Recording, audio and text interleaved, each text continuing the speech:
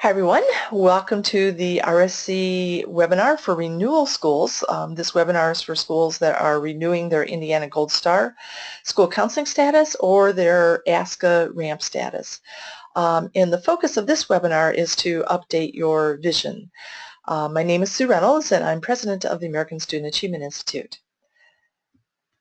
And again, this webinar is for schools that are renewing their ASCA ramp or their Indiana Gold Star Award. So just very quickly, if you're new to our organization, we are a nonprofit that was founded by Indiana school counselors in 2016. In fact, yesterday was our 20th anniversary. So we're very pleased to be a nonprofit that's been around for 20 years. And our mission is just very simple: to raise student achievement and close achievement gaps. Our data goal is to increase the percentage of students who enter and complete post-secondary education on time, which means we're looking at everything that happens in grades K-12 in order for that to occur, and then also to increase the percentage of students who become productive members of a global economy. So our expertise is in the process of data-driven change, and we apply that to lots of different initiatives. Our very first initiative, and the one that is very close to our hearts, was redesigning school counseling. But we also do work with APIB and dual credit, with whole school improvement planning, with creating community initiatives to increase post-secondary attendance. So lots of other ways that we're applying our knowledge of systems change. But in this case, it's with designing school counseling programs that are data-driven. Okay, so here's the agenda for today.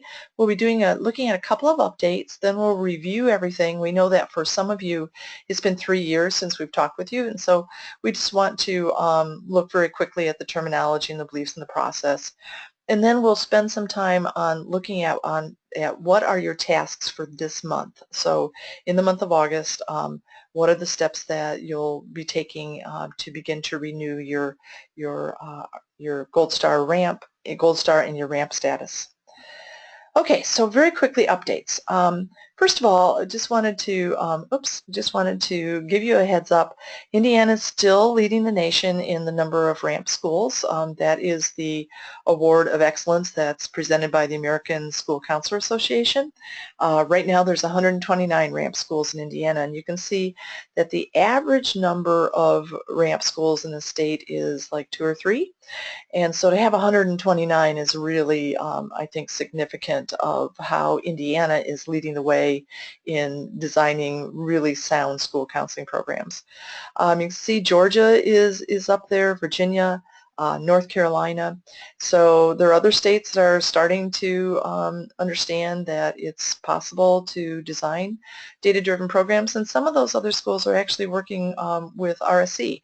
So that's been kind of nice to support schools in many states. The other thing that we wanted to point out is that while there are 129 ramp schools in Indiana, there are many more, what is the difference there? I don't know, several more that are ramp eligible but chose not to apply for ramp. And when we've talked with those schools, it's because of the charge that ASCA charges for that award. So just wanted to give you a heads up too that we're in discussion right now with a couple of funders about funding schools that are receiving the ramp award, so that you don't have to pay for that award, so that this other funder would pay for that award on your behalf when you're ready to apply to ASCA. So we'll be keeping you updated on that. There's a lot of interest in that as we've talked to people about all the work you're doing to design a data-driven school counseling program that's going to increase post-secondary attendance and completion, as well as address students' personal social needs, career development, and their academic development. There's been a much interest in having the RSC schools not have to pay for that award. So I'm very hopeful that by the time you are applying for renewing your ramp, that we're able to have a funder that will support that for you. So, okay. Also wanted to make you aware that there's been now some external research on the impact of RSC. And this was completely external. We did not even know it was happening. The results were published in the ASCA magazine, the ASCA Counselor. And there were some researchers at the University of Scranton and the University of Connecticut who wanted to look at the question, do sound school counseling programs improve student achievement? And so they designed their study to include 75 ramp schools in Indiana, and of course all of the Indiana ramp schools are RSC schools, so that meant basically it was RSC schools. And then they also looked at 226 non-ramp schools in Indiana as the control group. The benchmark that they were looking at was the percentage of students who passed state tests, and they looked at both math and English. And then they published their findings in the ASCA Professional School Counseling Journal in February of 2013. And here's what they found. They found that Indiana RSC schools evidenced higher achievement at all grade levels in both math and language arts on I-STEP tests, on our state test. So that, we think it just makes sense. I would have been really surprised if that had been different, because the whole focus of RSC is helping students make sound choices in areas that raise student achievement. So this kind of didn't surprise us at all, but it was so nice to have an external researcher be able to show that. And I wanted to share that information with you because I know that as you're advocating for your school counseling program and you're an RSC participant, you'll be able to say now to your principal or your school board or your parents that there's been external research that has shown that the work that you're doing makes a difference in terms of raising student achievement. So yeah, so we're really, really pleased with that. So also very pleased that we have a new RSC online system. For some of you, it won't be new. We've had this for, I don't know, 4 or 5 years now, but I know some of you are renewing after being away for many years, and so this is going to be all new to you. So I'll introduce the system today and kind of show you how it works. For those of you who can remember doing everything on paper and having this 4-inch thick binder that you ship to the Department of Ed, you won't have to do any of that now. Everything's just communicated electronically as well as reviewed electronically. So I think you really appreciate that. So also in terms of participation, we have RSC accounts for all 2,000 plus schools in Indiana, but now there's 640 schools that are actively using RSC. So they've submitted a vision statement, they've done surveys, and so we're really pleased. You know, that's over a fourth of the schools in Indiana. Actually, it's almost a third of the schools in Indiana who are using RSC. So, you know, it's no surprise that Indiana is leading the nation because Indiana schools are looking at data to design their school counseling programs. So nationally, we also have now made RSC free to any school actually in the world. And we do have a couple of international schools, which is kind of fun. But we now have schools in 38 states that are using RSC, so we're really excited about that as well. And we have also made available to graduate students and their professors access to a mock school. So graduate students now can, as part of their graduate program, can look at student data for a mock school and then design a school counseling program for that mock school. So the graduate students will determine what grade levels they want to be in their school, and then we create the student database using national demographics, and then populate all the survey data in their mock school for them to work with. So there's 26 colleges across the country now using this, and 6 in Indiana. So in some of them, I know some of you listening to this probably have graduated from these programs that are teaching RSC. And that's so nice because you'll just be able to take all that knowledge, everything that you learned in your graduate program, and just apply it in your real school. So so we're really, really pleased with this. And again, there's been a lot of interest from funders to support this going forward. So we're real excited about that as well. Okay, then I'm really, really excited to tell you this. As you may remember, when you did this before, we had virtually no support for you as an RSC school. We had the online system, we had all the tools, but when you needed day-to-day support or when you completed work day-to-day, there was no feedback from us. There was hard to get a hold of us, and we just didn't have that capacity at that time.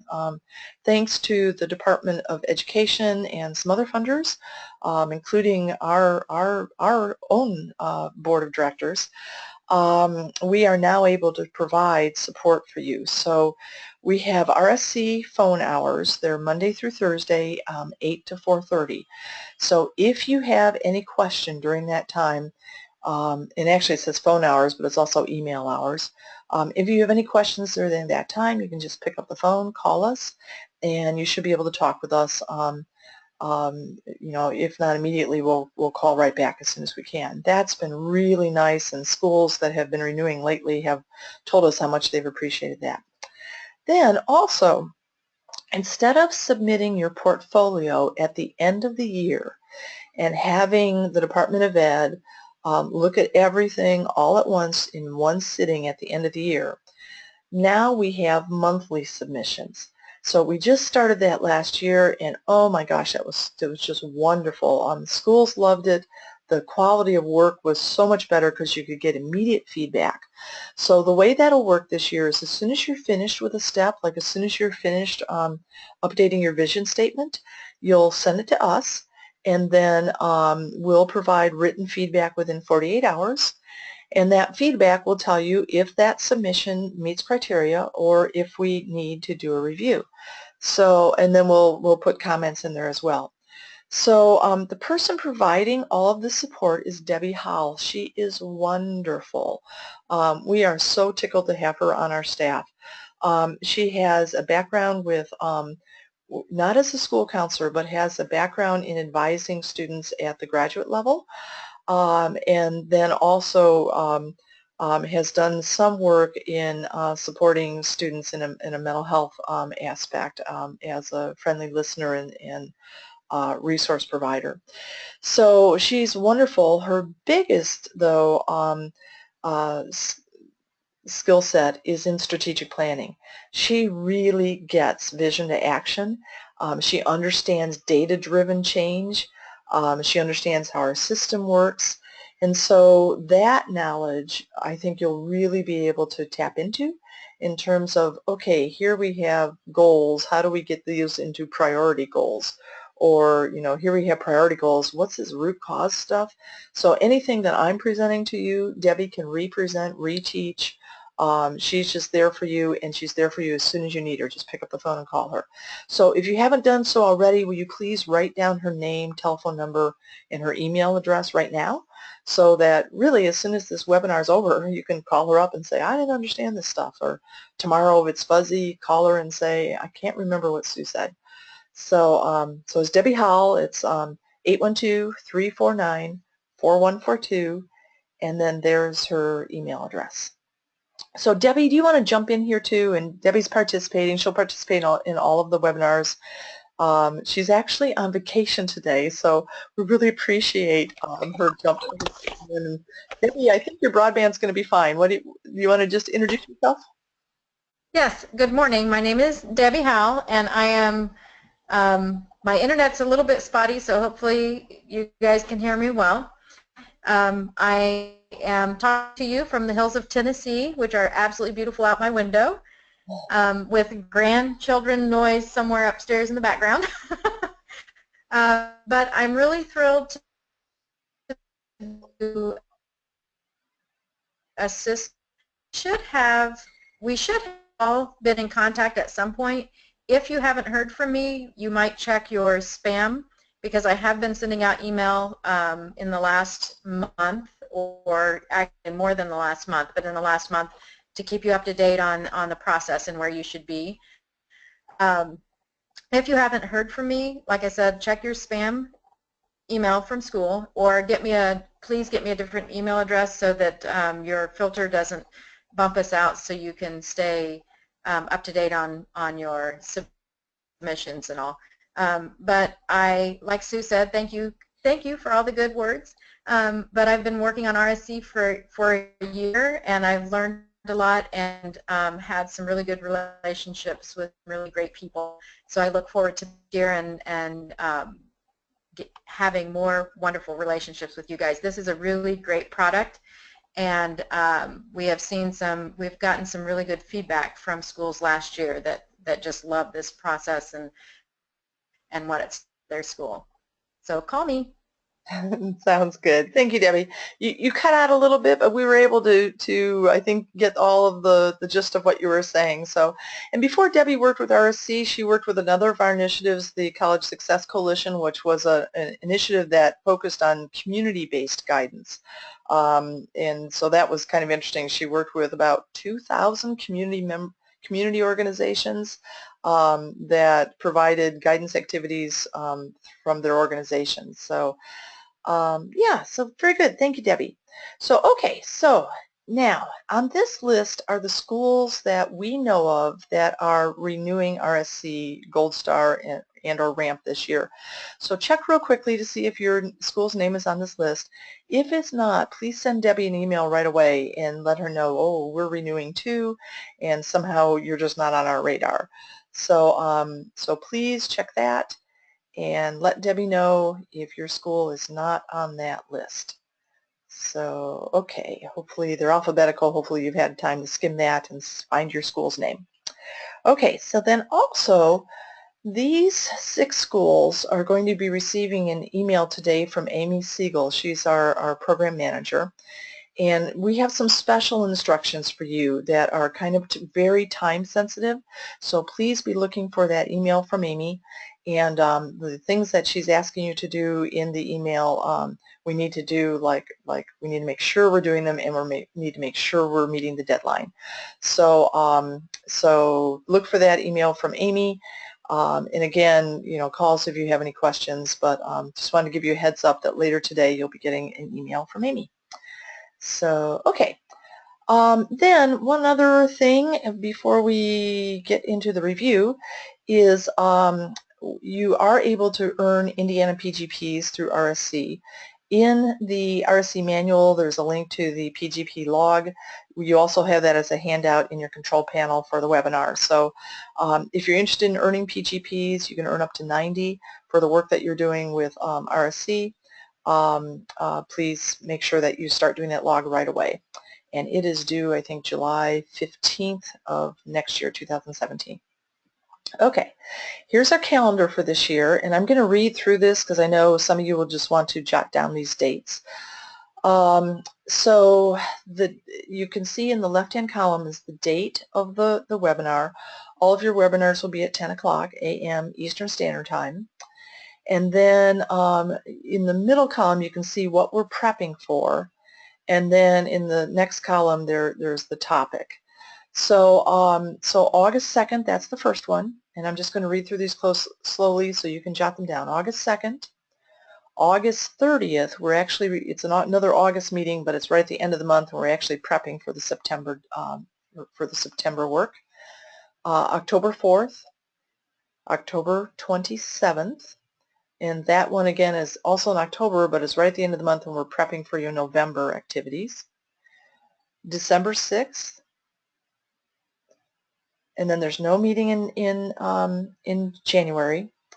February 7th is the next one, and we'll set up all of the second semester activities for the steering team on February 7th. And then May 2nd, we'll just talk about the year-end tasks. And that's the final webinar. The portfolio is due June 15th, 2017, and then you'll receive your Gold Star Award at the ISCA conference in 2017. So, okay, so that's the calendar for this year. And let's get into the review. Okay, very quickly, I'm going to rush through this because hopefully you've heard this before, and this is, I can go quickly and everything will just kind of be refreshed. So, okay, first of all, definitions of the words guidance and counseling. So guidance activities are the activities that enables all students to master guidance standards, and then as a result of mastering those standards, they're able to make sound choices in areas that impact high achievement. Key word there is all students. All students need to master the guidance standards. As you may be aware, Indiana updated the guidance standards, and those were just released relatively recently, and we've also aligned our work with the new Indiana standards, which weren't a lot different. But that's all still aligned. Also, ASCA updated their standards, and we realigned with the ASCA standards. So I think we're all okay with everything. Not I think. I know we're all okay with everything in terms of making sure that you're meeting both Indiana standards and ASCA standards. So and again, in guidance activities, we're teaching students skills and knowledge so that they can master those standards. Counseling, on the other hand, is not for all students. In most schools, it's about 20% of the students who have a personal social problem that's interfering with learning. So these are activities that help some students address personal social problems that are interfering with learning. So guidance is for all kids, counseling for some kids. And again, we're using these terms instead of Norm Geisber's terms. We're not talking about responsive services or individual planning, because when we're talking with non-school counselors, these words make more sense to them. And since we're always wanting to market our programs and help people understand what school counselors do and why it's valuable, we want to use words that principals and teachers and parents and school board members, that they make sense to them. Okay, then two other types of activities that counselors do. One is advocacy. That's when school counselors are doing activities that either promote systemic change to develop an environment that supports learning, or we're promoting the needs of an individual student. So if there's some school policy that's maybe making it more difficult for your free and reduced lunch kids to achieve at a high level, and the school counselors became a voice for the free and reduced lunch kids, that would be advocacy. Or if you're at a special ed case conference and you're there not as the administrator of the case conference, but you're there representing the needs of the individual student at that case conference, then that would be advocacy. So it's when you're sticking up for the kids. Then in management activities, those are activities behind the scenes that enable the school counseling program to run smoothly and effectively. So what you're doing right now, professional development, that's management. Doing research on your program, putting together the data, surveying the kids, that was management. Writing passes in the morning is management. Developing a guidance lesson plan is management. So all that stuff that you do when you're not face-to-face with kids and parents that make your program run. So, okay. Then, and here are some examples. I just gave you a few, but here are a few more. So program development, personal development, networking, evaluation. Okay, and then we also have this thing called non-program. One of the things that we love about RSC is that schools that participate in RSC tend to decrease the percentage of time that they spend on non-program activities. So we define non-program as simply as if an activity does not help a student master the guidance standards or address a personal social problem that's interfering with learning, then that's non-program. Here are very common non-program activities that are assigned to school counselors. So administrative activities, record keeping or registrar activities, scheduling, and then things like coordinating an awards program or graduation or handling discipline. So these are, legitimate activities. Somebody has to do them, but they're not school counseling activities. And so we just want it to be clear that if a counselor is spending half of their time doing these activities, you really only have a half-time school counselor and you have a half-time administrative assistant or junior principal or whatever you want to call these folks. So, so we just want to make that clear to folks that when school counselors are doing these things, it takes them away from doing guidance and counseling, the things that they were hired to do. So, okay, so our beliefs. Just as a reminder, we believe that school counseling programs help students make sound choices. RSC is all about helping kids make good choices in areas that impact academic success. So this is just another way of saying it. Sometimes having this visual will speak to your principal or your school board if you're, explaining what RSC is and what you're doing. But we believe that when students are engaged in guidance and counseling activities, that they make better choices, and because they're making better choices in areas that impact achievement, then the school's achievement will go up. The outside research that was done that shows that RSC impacts student achievement, this is why, because the whole school counseling program is designed to help kids make better choices. Okay, so when you are designing your RSC school counseling program, we're just going to take that pyramid and we're going to work it backwards. First thing we're going to do is look at what are the school's achievement goals. Then we're going to say, okay, if those are the goals, what choices do kids need to make in order to reach those goals? And then we'll work it backwards again and say, okay, what guidance activities do we need to put in place to help kids make those choices? What knowledge and skills do kids need? Or what personal social problems are interfering with kids' ability to make those choices? And then what counseling activities do we need to put in place to address those personal social problems? Okay, so in terms of the process, there have been, if you've not been involved with RSC for several years, I think 2 years ago we listened to everything that you guys have been telling us, and we updated the process a little bit. We just kind of changed just the way we presented it, really. So in the old system, you had achievement goals, student choice goals, guidance goals, and counseling goals. We had so many goals, and the goals were all just kind of confusing to see. And we started thinking about how these goals relate to each other.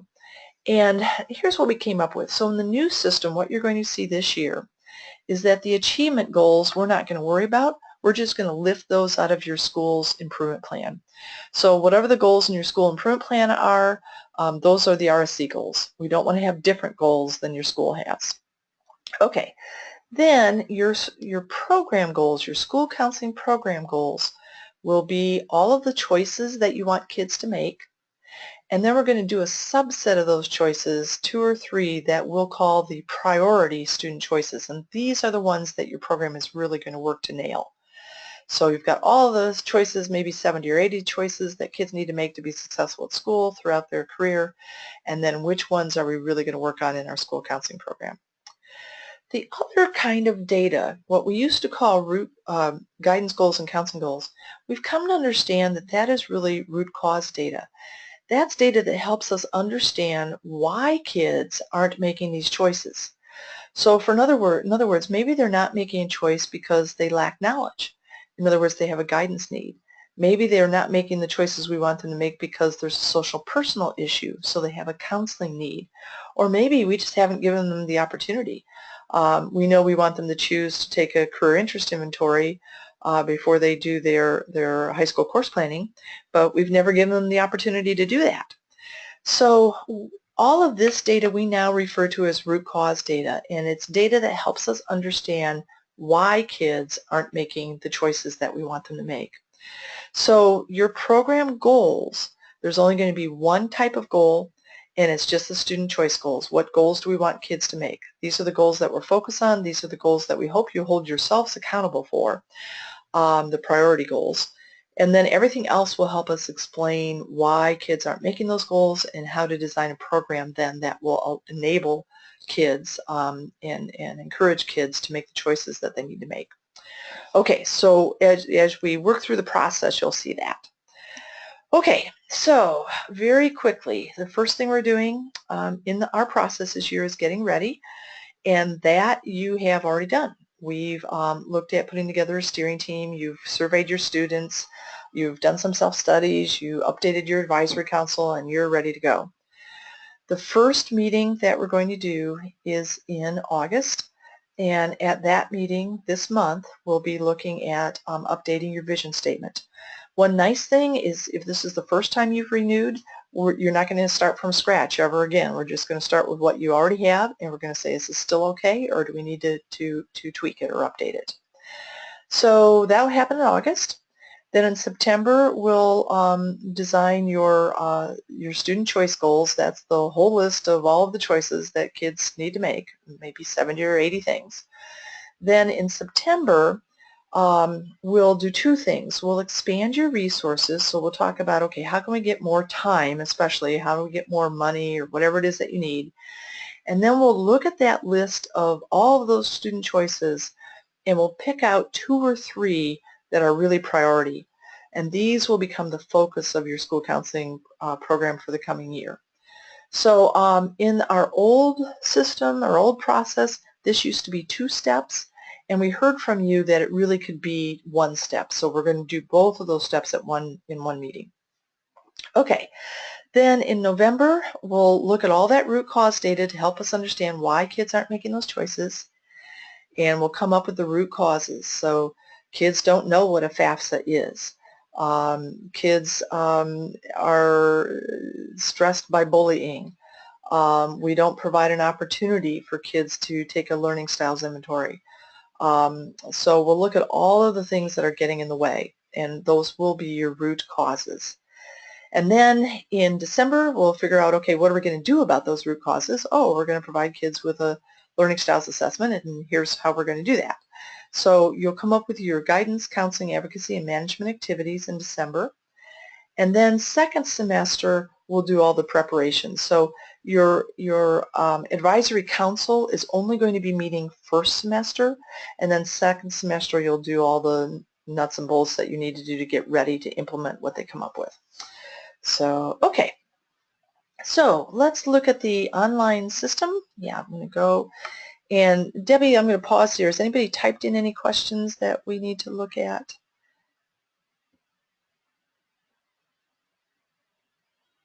Debbie may be having that. I don't see any questions. Okay. Okay, very good. So that was a quick review. So here's the online system. There's a couple of things that are really important as we look. First of all, the only tabs that you probably need are these 3. Myself, I never use anything but these 3 tabs. The rest are kind of shortcuts to different places in the system.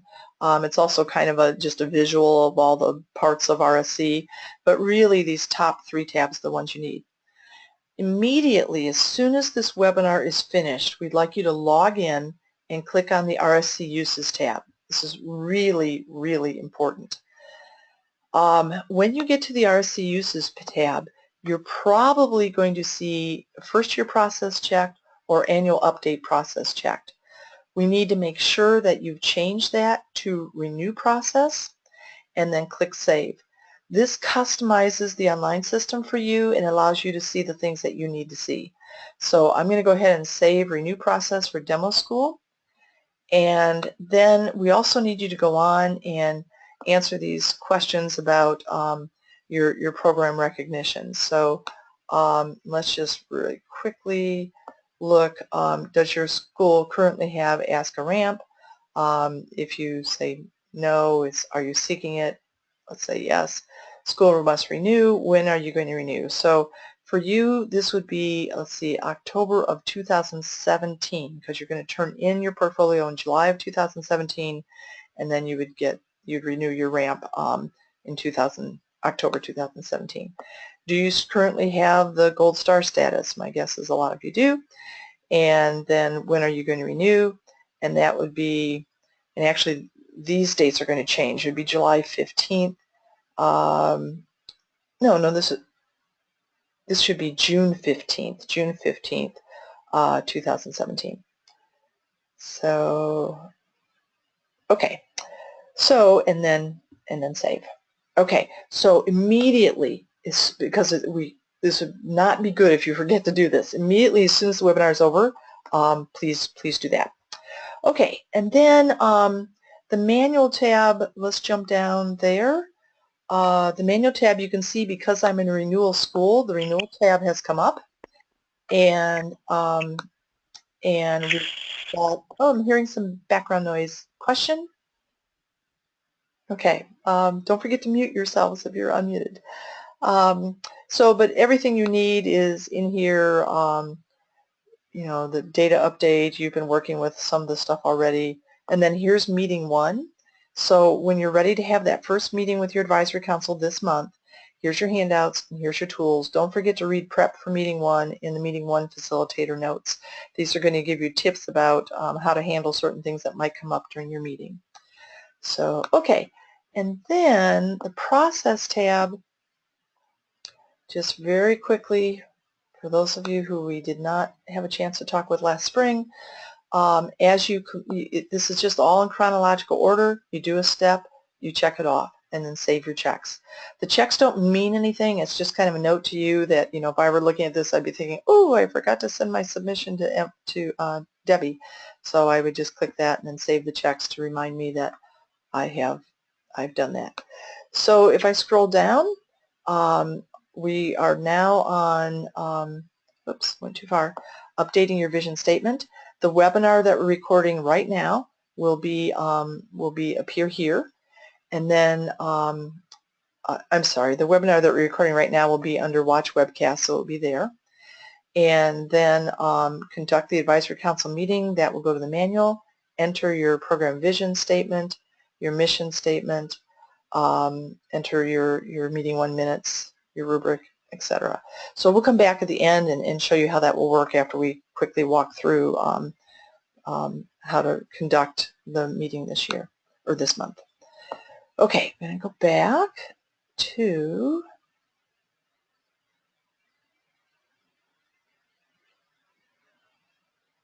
oops, make sure I had to get the right presentation here.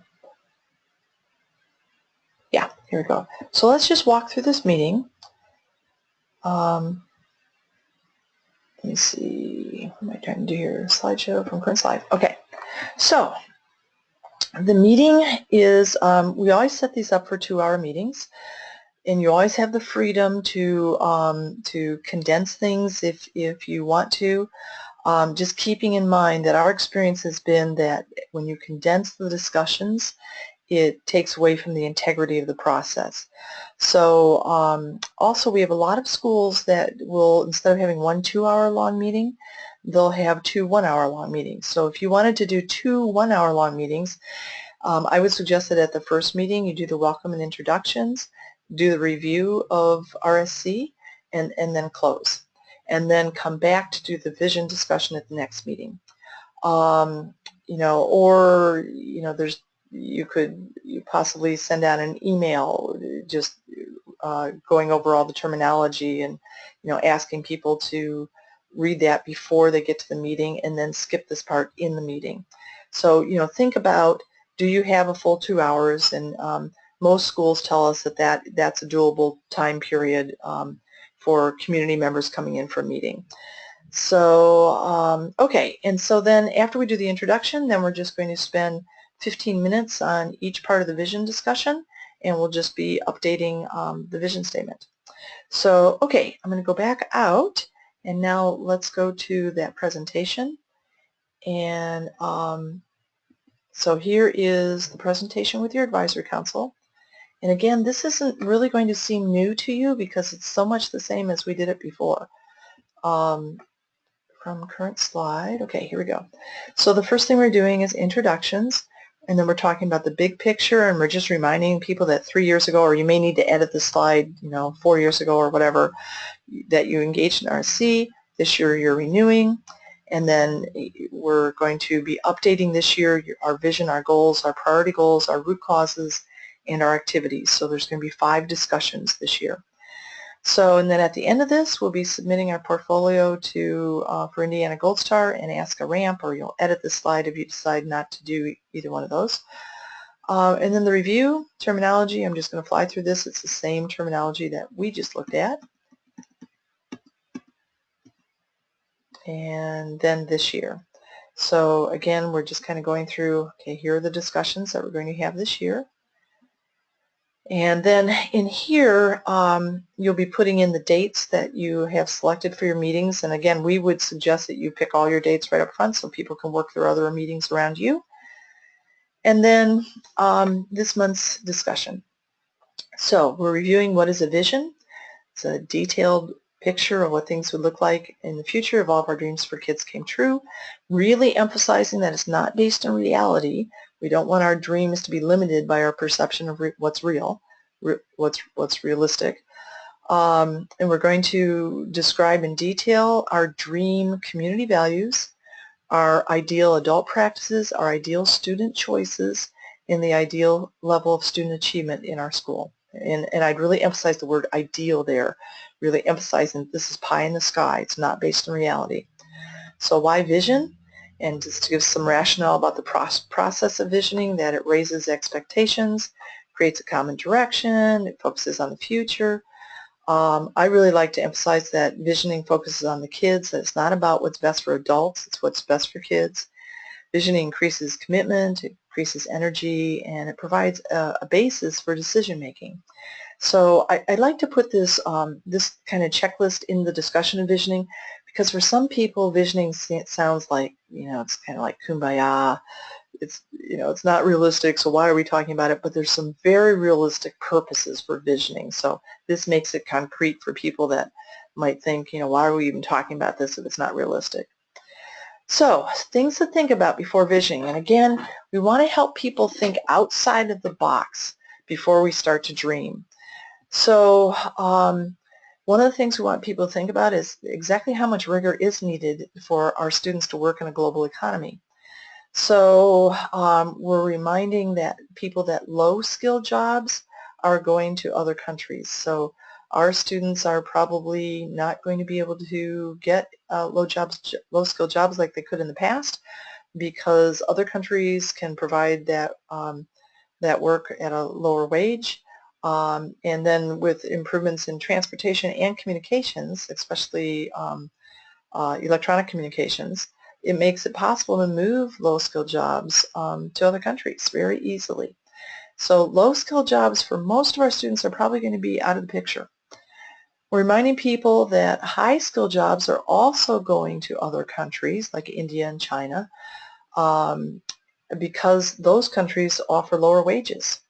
So, and again, the standardization of software and lower communication costs make it possible for U.S. Industries to move their high-skilled jobs to other countries.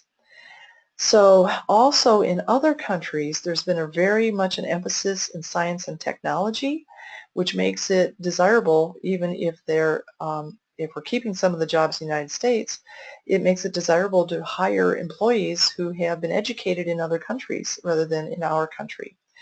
So, so those are things to think about. When we're painting the picture of what it is the ideal student achievement, we need to have that achievement be at a very rigorous level to to enable our kids to be ready to take those high-skilled jobs. So just a couple of quotes. I love this one from Infosys. Everything that you can send down a wire is now up for grabs. It doesn't have to stay in our country. And there's no job in the American, there's no job that is America's God-given right anymore, from Hewlett-Packard. That we're now looking at, employees all over the world, not just in the U.S. So how do young people prepare for success in this global economy? What does job ready really mean? And here you're pointing out that employers are looking for 3 types of skills: academic skills, soft skills, and habits of mind, and just kind of going through, what that means. And then soft skills, which so much of the guidance curriculum touches on those soft skills, and then habits of mind, being able to solve problems and reason and analyze and being precise. So this is, I think, an article that was really sound on what does job ready mean. So, and then the other question is, what does college ready mean?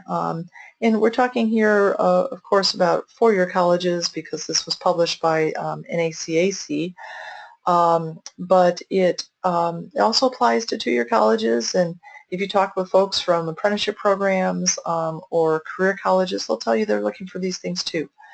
So in the college admissions folder for each student, there's an application that the colleges look at: the academic rigor, standardized test scores, recommendations, and the personal factor, how students spend their free time, if they're doing sports or community service or hobbies or whatever. So the big one there that we're focusing on is academic rigor, of course, as well as the personal factor. And that's, again, where we need to increase academic rigor for all students, not just 4-year bound, but all students, in order to make them ready for post-secondary. So what are the benefits? Job security is higher when students have more education. Income is higher when students have more education. income difference over the 41 years that most people spend working is almost $1 million. Okay, so we're just kind of painting that picture of why academic rigor is so important, and then we'll go into to visioning. So reminding people that our vision is going to have 4 parts: core convictions, adult behaviors, student choices, and then student achievement. So first thing we're doing is just kind of an open-ended question. We're giving people a copy of your old vision statement, and we're just saying, please read through this. Are there things that we should omit or change? And are there things that we should add? So in All Students Deserve, look through that. What do all kids deserve? Are there things we should add? Are there things that we don't believe that anymore? What a lot of schools tell us is that in the 3-year period from when they did this in the past, that they have really increased their perception of the amount of academic rigor that is needed by students. And so they'll add things like all students deserve the opportunity to enroll in AP classes. So they're upping that rigor. Maybe that wasn't in their first vision statement. So so they're upping the rigor in the new vision. On the other hand, if you like your All Students Deserve section of your vision statement the way you wrote it 3 or 4 years ago, just keep it. You don't have to edit anything if you like it the way it is. Next question is to ask people to look at ideal adult practices. And again, maybe 3 years ago, the idea of differentiated instruction was not on your radar, or providing a math lab course or language arts lab course was not on your radar. And so now those things are on your radar, and so you want to say, okay, ideally the adults are providing a math lab course, or the adults are providing an opportunity for Algebra 1 to take 2 years to complete instead of 1 year. Or that the teachers are providing differentiated instruction. So things that maybe weren't on your radar 3 years ago, you might want to add those in. Or there may be things that don't seem so important now that you want to take out, or you want to tweak or adjust. So again, we're just looking at the current vision, and we're updating the ideal adult practices. And then same thing with the ideal student choices. Since we're really focusing on student choices, I would really spend a lot of time looking at how you might update this section. So, think about, if you're a middle school, think about, okay, what choices do kids need to make, do kids tend to make in 6th grade when they're wildly successful in our school? Do they choose to come to school? Do they choose to turn in all their homework? Do they ask questions in class? Do they do a college visit in 8th grade or 6th grade? So what are all of the choices? Are they assertive rather than aggressive? What are all the choices that when kids are successful in 6th grade, they tend to make? And then think about 7th grade. What are the choices that 7th graders make? 8th grade, what are the choices that 8th graders make? And really kind of, identify the sound choices that when students are successful, those kids tend to have made. Okay, and then finally, ideal achievement data. There may be new assessments that your school is giving that you want to add into this section. Maybe you weren't doing Terra Nova in your elementary school 3 years ago, but now you are, and so you want to put some ideal data in for Terra Nova. Or maybe you didn't, as a high school, do the NAEP assessment 3 years ago, but now you are, so you want to put in some ideal data for that. So, and maybe there's assessments that you're no longer giving and you want to drop those out. So we're just updating the ideal achievement data. And it may be an emphasis question too. Maybe 3 or 4 years ago, your school wasn't emphasizing AP dual credit or International Baccalaureate, and now you are. And so now you want to add ideal data for the percentage of students who earn a 3 or better on an AP exam. So yeah, so things to think about as you're looking at that data. So then you're just letting your your council know that the steering team is going to use all of their input to create an updated vision statement, and thank you so much for attending. So you can see this is going to be a much easier discussion than you did 3 or 4 years ago, because you're not starting from scratch. You're starting with a document that you already have. Okay, I'm going to pause for a minute here. Debbie, any questions, or anybody want to jump in, unmute yourself? The only question that I saw was, will the presentation be available online? The presentation that we're doing right now, yes. The presentation that you do with your advisory council, no. We think that should be coming from you. We want you to be perceived as the expert in the building, and we think that with you making that presentation, you'll be able to be perceived as that expert, and you will be that expert. Now, the slides, though, are online, and the slides are all scripted. So, you know, you've got the walkthrough that we just did, so you can kind of hear, you know, what I would have said if I were doing this presentation. But then you've also got the PowerPoint presentation with the scripted slides as well. So, okay. Let's see. I want to go back to slideshow from current slide. Okay. I want to walk through the process. Well, actually, yeah. I'm sorry, let me go back to there now. Okay, so we're going to the process page. Let's just walk through these parts. So we've got, we're watching this webcast, Conduct Advisory Council Meeting 1. If you click on that manual tab, it'll take you right over to the manual. Just scroll down to this meeting. And to answer that question again, here's the presentation that I just walked through. So this is the presentation that you'll give. Remember that all the slides are scripted, so should be good to go. And then also the other things we put in are just an agenda for your meeting that you can edit, a diagram of the process, presentation. This is just a Word doc template where you can enter in all the advisory council members' names and contact information to distribute at your meeting. Elements of high achieving schools. This is just a document. It's actually our foundational document that lists, it's kind of a bullet list of things that high achieving schools tend to do from our experience and our research. There's 7 different areas, including expectations, curriculum rigor, instruction, classroom assessment, extra help, learning environment, and student guidance. So this could be something that you might want to distribute before your meeting to help folks think about, you know, especially the non-educators, what does a high achieving school do? And that can kind of give you some thoughts. And then this is another template of that you can write in your meeting dates for the whole year, and then just distribute that at your meeting. And then to help you get ready, here's a prep for meeting 1. This is just kind of a to-do list, you know, steps to take.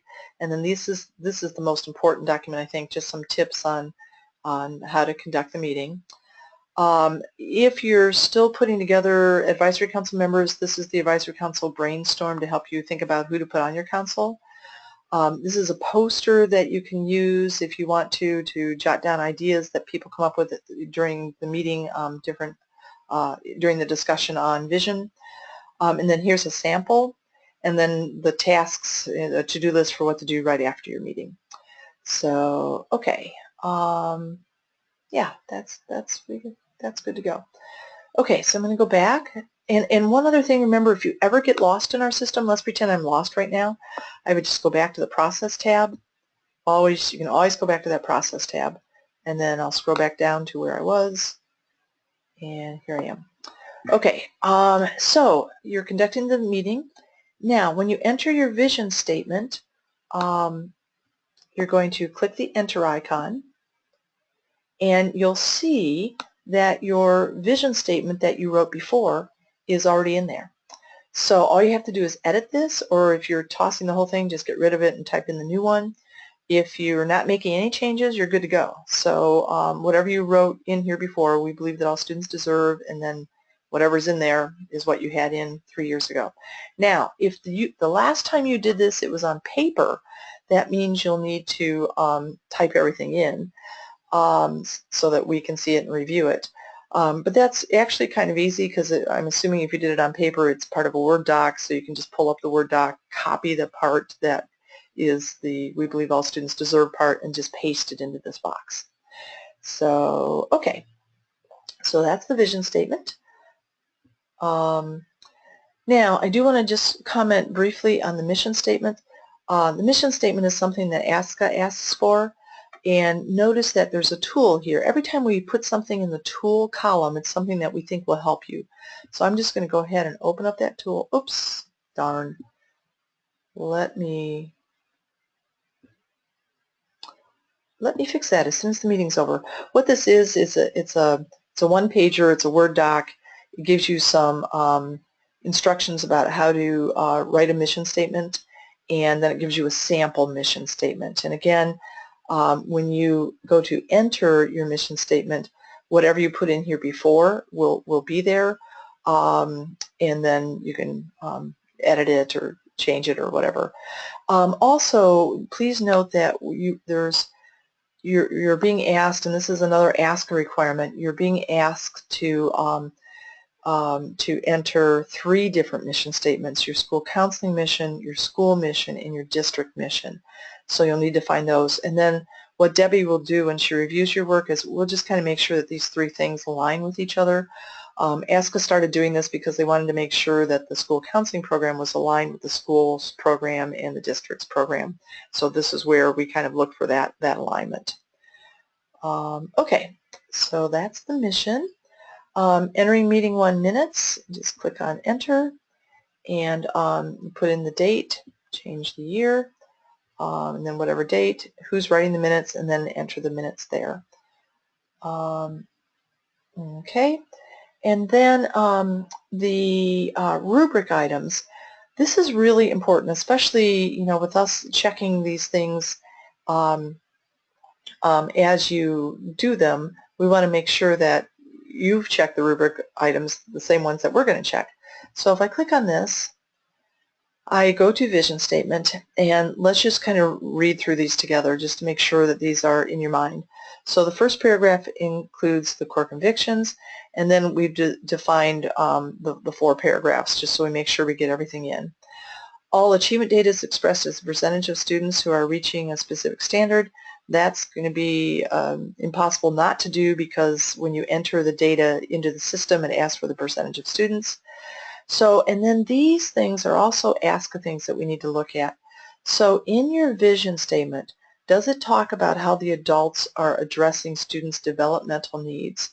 Does it, in the adults section, does it talk about how the adults are focusing primarily on prevention?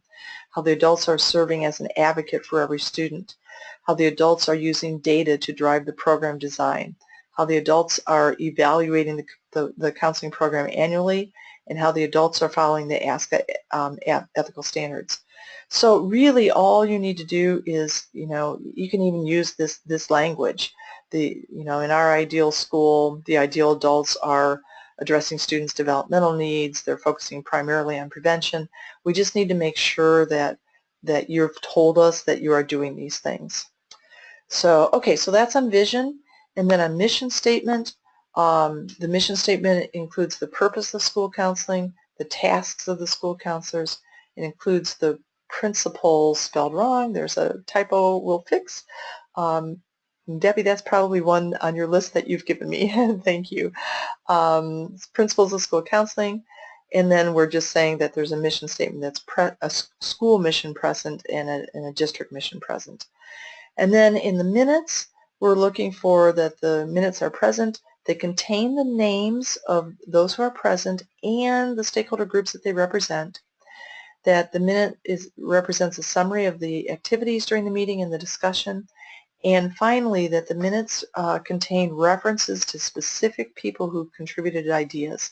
You don't have to list everybody and what they said, but we have found that every month, if you can name like 3 or 4 people and just say something like, Joe Smith added that blah blah blah to the discussion. That just lets folks know that you're listening when they read your minutes, and that is a huge way to get people to come back to your next meeting, is to know that they were heard. So we think that's really important, and we'll check to make sure that you've at least, identified 2 or 3 people that have added to the conversation. So, and you might be thinking about how to use that strategically. Who do you want to make sure comes back to the next meeting, and put a quote in from that person, because that'll, tell that person, oh my gosh, it was important that I was there. They heard me. So, okay. Yeah, so that's the online system. That's the minutes.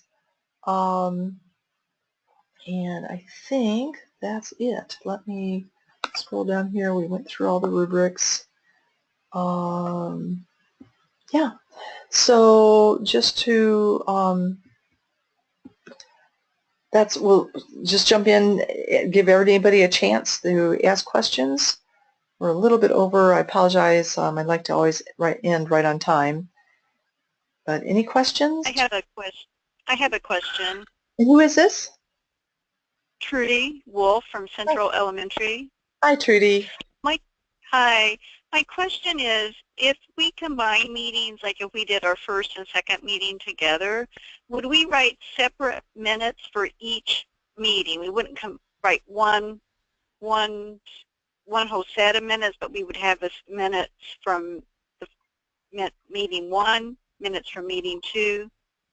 Yeah, so if you were to combine 2 meetings, you would still need to add the part about vision. Let's say you combined, I don't know, you would still need to enter 2 different minutes. So even though they came from one meeting, because we're looking for, when Debbie's reviewing, she's looking for vision minutes, discussion about the vision section in the vision minutes, and she's looking for a description about the goals discussion in the goals minutes. So, and I don't think that will cause you to do any more work, because even if you combine, you'd be writing a section about the visions discussion, another section about the goals discussion. Just when you enter them, put them in 2 different places. Thank you. Okay. Good question. Other questions? Debbie, any questions that have been typed in? Nope, I think we have them all answered, and the mission statement tool should be working. If it's not now, it should be very shortly. Okay, good. So while I was talking, Debbie was communicating with our tech people, and it's up and ready to go. I love it. Thank you, Debbie. See, that's the kind of support you get from Debbie. She's just always on top of stuff, and is here to help you. So please, please, please make sure that you're contacting her with your question. So I guess I'll just end this with what I always do, just remembering that you make a difference in the lives of young people. And we know that nobody's giving you a raise for doing RSC. You're not going to get a corner office or a new title, but you're doing this work because you love kids, and you do make a difference in the lives of young people, and we now have the research that proves that.